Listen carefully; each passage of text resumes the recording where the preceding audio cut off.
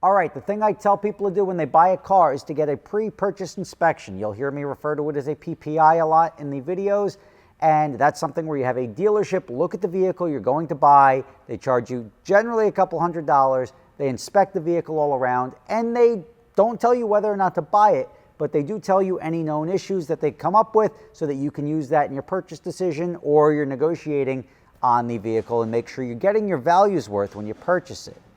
I did that for my 458 and didn't really work out as planned.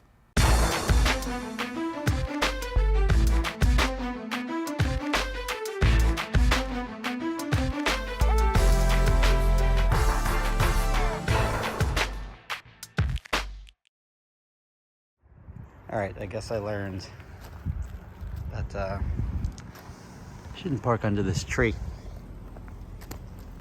I just don't like parking my car at the edge of the driveway because it's, I don't know, it feels like I'm showing off, but this is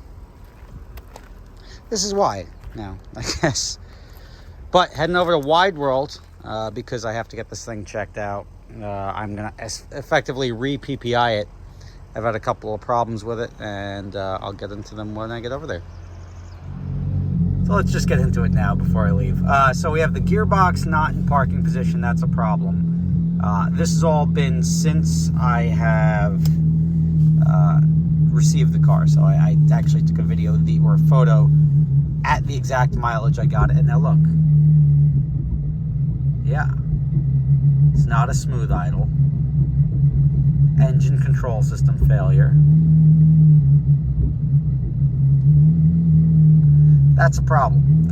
And all of this stuff is, so I've got the gearbox not in parking position, which is as I received it. I have the engine control system failure, which is as I received it, and the TPMS sensors I knew about.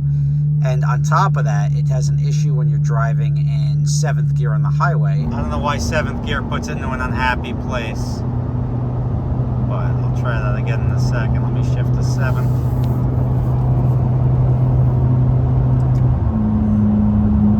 Yep, happy. All right, stay out of 7. If the dealer says they did a test drive on it during my PPI, this is effectively why I PPI'd a car, so I didn't have any surprises. And I've gotten an estimate for $12,000 from the dealership to handle the 2 sticky buttons, the sagging headliner, which I can't see is sagging, and the 4 TPMS sensors. That was a $12,000 estimate from the dealership to repair that. So 2 buttons and $200 in TPMS sensors was 12 grand. I opted obviously not to do that. I'm going to go to Wide World and let's just say get a second opinion. All right, got it down here at Wide World. And take it in the shop, take a look at it, and we should have an answer in a day or 2 as to what this thing needs. Looks so good. Looks so good. Regular 458. Regular 458 with stripe. I would take the stripe. All right, so I've got the 458 here at Wide World. They've got it up on the lift, and they've already noticed some things wrong with it. I guess the PPI I did down in Florida was not worth anything. This seal is leaking here on the gearbox. There's also a little bit of a leak from the pump. That one is not as bad. I would consider that more of a sweat than a leak. This obviously needs attention. Stuff that they should have picked up when you're paying somebody $1,300 to look at your car. You'd expect them to at least identify most of this stuff. Not stuff that I noticed right off the bat. This dinosaur bite missing out of the under tray, that probably would have been something they should have told me. I mean, I don't even care about the wood screws, right? Or whatever the hell screws these are, the rusted ones. You would think they would say, hey, by the way, your under tray is ripped and this bumper doesn't perfectly line up. Again, it's an aftermarket bumper, it doesn't line up. The point of a PPI is to tell somebody the things that are wrong and then let them make the decisions whether they're okay with it. I've got a dimple here in the door. They didn't pick up on that. I mean, the list is long, right? I mean, this is, and then I'm under here and I'm like, what's going on under here? Why is this, what's that? And then you trace it up, and the power steering rack, you can see it under there, is leaking right there. And I'll have a flashlight. Let's see if I can turn on a flashlight here. So, power steering rack is leaking, and the leak obviously drips down here, and you start seeing it seep out the bottom. That's something also that has to be addressed. Something else, by the way, this weld is slightly broken off. Again, this is not structure. This is like the wheels are attached to this part. This part's good. This part has a broken weld. And that might be something you would want to tell somebody when you see a giant hole underneath, oil leaking. This was the single worst PPI I've ever gotten in my life. I'm gonna have to reach out to the dealership and see what they want to do about this. But the O2 sensor is bad. That was the check engine light I have in the back, was the O2 sensor. Let me wait for that car to be quiet. The vibration in the steering wheel, hopefully is a wheel balance issue. That would be preferred.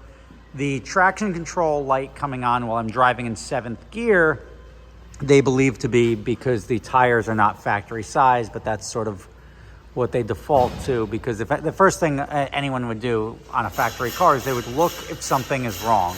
And here it's got the Speciale size tire, so it's got the 245 35/20s, and it's got the 305s in the back, so it's got a little bit more rubber on it, the 305 30/20s. The correct size for this would be 295 30/20. And on the front, it's also 10 millimeters wider. It's 235 35/20 in the front. I don't think the width of the tire should impact the traction control. So instead of putting new tires on this, because I think these ones should be good, my buddy just bought a car from here last week, and he put new wheels on it already. So I've got his factory tires, say the 295 35/20, and then the 235s for the front. So I'm going to put those on. And you know what does that say? 295 35/20? And this one is 305 30/20. So they may make a difference, because if it's a 30 profile and not a 35 profile, that height difference, they told me it was just the width, not the height. So if there is a height difference, that may actually fix that problem. We'll see when we get to the part. But not the exhaust is cool. The exhaust, the IP exhaust, full IP exhaust, going all the way in to the manifolds. So that's why it sounds so good. But the frame, everything in the back, everything's good. The issues I've identified are all going to be like everything. I'm going to have them do everything while we're here. So I'll have to check with the Ferrari dealership down in Florida and see what they want to do about really not even PPIing the car. But hopefully we'll get that addressed. Rob Ferrari, thank you for watching. I'll have this thing back in a couple of days, and everything will be at least perfect in my eyes for me to enjoy it. Thanks for watching. See you tomorrow.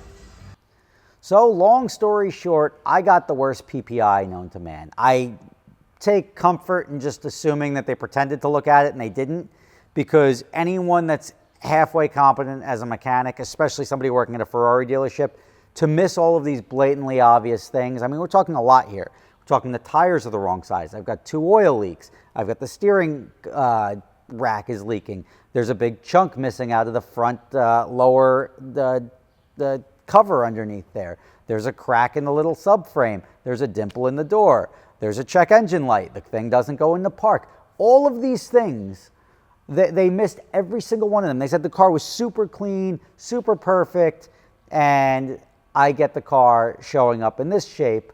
And like, does this change the fact that I would have bought the car? No, but I would have at least had those issues addressed, because I guarantee them giving me a $12,000 estimate for sticky buttons and a sagging headliner and 4 TPMS sensors, they probably would have written a $30,000 or $40,000 repair estimate for the oil leaks and the steering rack and everything else that had to be replaced. That's a very big negotiating position when you're selling it, when you're buying a car from a seller.